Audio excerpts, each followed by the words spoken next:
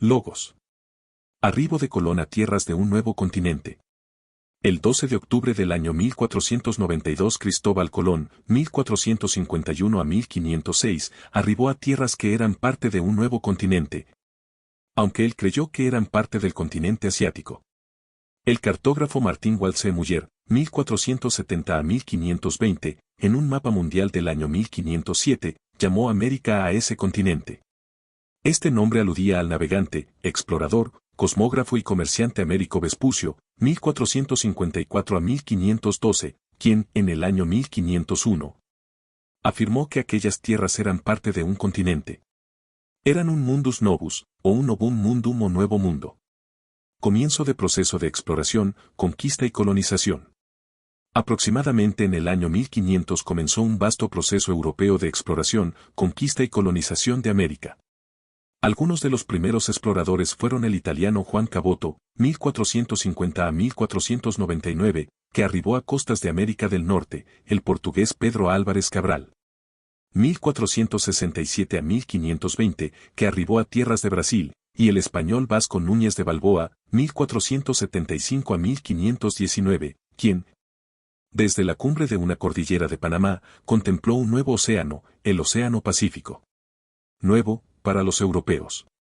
Algunos de los primeros conquistadores fueron los españoles Hernán Cortés de Monroy y Pizarro Altamirano, 1485 a 1547, conquistador de México.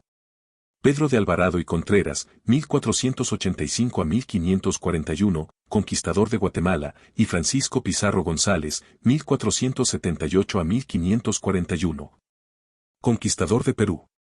Algunas de las primeras colonias fueron fundadas en Bahamas, en el año 1492, en Haití y República Dominicana, en el año 1496, en Puerto Rico, en el año 1508, en México, en el año 1521, en Guatemala, en el año 1524, en Colombia, en el año 1525, y en Bolivia, en el año 1538.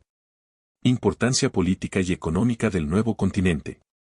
Cuando ya habían transcurrido aproximadamente 2 siglos después del arribo de Colón a tierras de América, este continente había adquirido notable importancia política y económica en Europa. Políticamente, en América del Norte, en el año 1701, había 4 colonias de Francia, y en el año 1732, 13 colonias de Inglaterra. En el año 1717 había 3 virreinatos de España, Virreinato de Nueva España, Virreinato del Perú y Virreinato de Nueva Granada, reformado en el año 1739. El Virreinato del Río de la Plata fue creado en el año 1776. Económicamente, la plata y el oro que, desde América, se exportaba a Europa, había provocado un impacto extraordinario en la economía de este continente. Adam Smith, 1723 a 1790, trató sobre ese impacto, en su obra Una investigación sobre la naturaleza y las causas de la riqueza de las naciones, publicada en el año 1776. España brinda un ejemplo de la magnitud de la exportación de esos metales, entre los años 1500 y 1600. Aproximadamente 7.400 toneladas de plata y 1.700 toneladas de oro habían sido exportadas a ese reino, que se convirtió en uno de los más ricos de Europa. Presunta inferioridad de América. En los siglos XVI y XVII, algunos intelectuales europeos afirmaron que América, según criterios geológicos, geográficos, antropológicos, botánicos, zoológicos o climatológicos, era inferior a Europa. El poeta e historiador Samuel Daniel, 1562-1619, dijo que América era Occidente todavía no formado. El poeta y clérigo John Donne, 1571-1631, dijo que era un inmaduro lado de la Tierra. Empero, tales juicios realmente fueron meras alusiones que no influyeron en la opinión de los europeos sobre aquella presumida inferioridad de América. El historiador Antonello Herby, 1904 a 1976, en su obra La disputa sobre el Nuevo Mundo. Historia de una polémica. 1750 a 1900, publicada en el año 1955, afirmó, solamente a partir de Buffon hay una historia continua de la tesis sobre la inferioridad de América. Hay una trayectoria precisa que, por medio de Pope, culmina con Hegel y luego se prolonga en su caída hasta desembocar en las recriminaciones recíprocas y en las jactancias pueriles. en las condenas sumarias y en las nebulosas exaltaciones tan frecuentes aún en el presente. Me apresuro a reconocer la descomunal erudición de Herbie sobre el tópico. Buffon. George Louis Leclerc, conde de Buffon, 1707 a 1788, fue uno de los más célebres naturalistas europeos. En un discurso denominado Los animales del viejo continente, incluido en su obra completa, publicada entre los años 1826 y 1828, afirmó que América era notablemente inferior según un criterio zoológico. Con respecto a los animales de Europa, los de América eran débiles y pequeños. Por ejemplo, el puma, o león americano, era mucho más pequeño, más débil y más cobarde que el verdadero león. Ningún animal del nuevo continente se podía comparar, ni por el tamaño ni por la figura, con el elefante, y aquel que podía pretender alguna comparación con él, que era el tapir de Brasil. Tenía el tamaño de un becerro de 6 meses, o de una mula muy pequeña, y no tenía trompa ni grandes colmillos defensivos. También afirmó que, entre los animales comunes a ambos continentes, como lobos, zorros, ciervos, corzos y alces, los de América eran mucho más pequeños que los de Europa. Era así, decía Buffon, sans aucune exception, es decir, sin excepción alguna. Adicionalmente, los animales domésticos de Europa que habían sido transportados a América, se degeneraban. Por ejemplo, sufrían un ridículo encogimiento. Era el caso de caballos, asnos, bueyes, corderos, cabras, cerdos y perros. Buffon fue autor de una extraordinaria obra denominada Historia Natural General y Particular, compuestas por 36 volúmenes, publicados entre los años 1749 y 1788. Pau. El abate, filósofo, geógrafo y diplomático Cornelius de Pau, 1739 a 1799, publicó, en el año 1771, una obra denominada Investigaciones filosóficas sobre los americanos, o Memorias interesantes para servir a la historia de la especie humana, con una disertación sobre América y los americanos.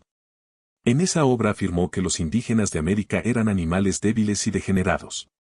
Algunas causas de esa debilidad y degeneración eran el clima y la geografía. He aquí algunas afirmaciones de Pau.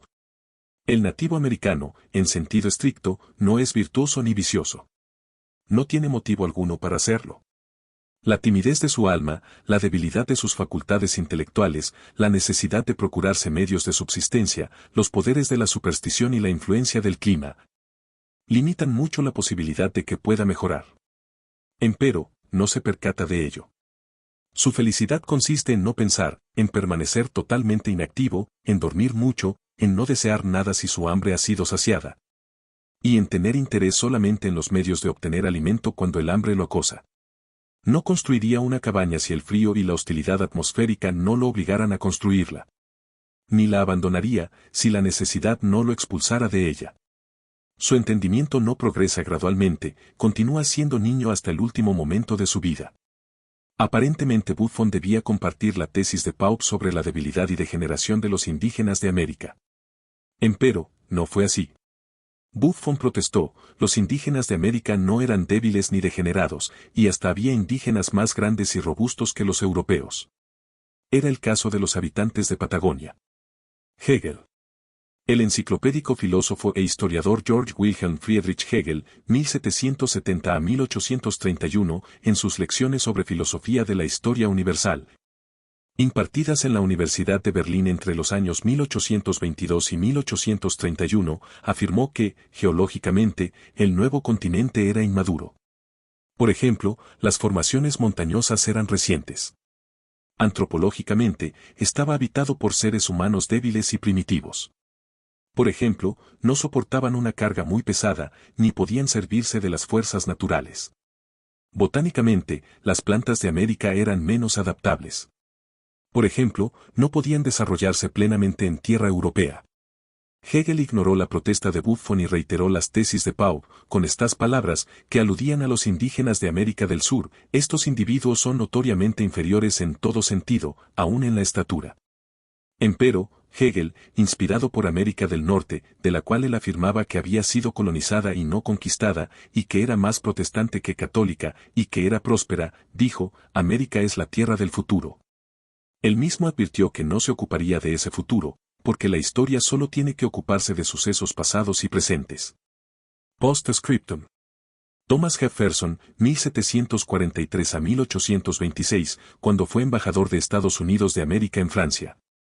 Desde el año 1785 hasta el año 1789, importó, con su propio dinero, animales del continente americano, para demostrar que no eran inferiores a los animales de especie similar del continente europeo.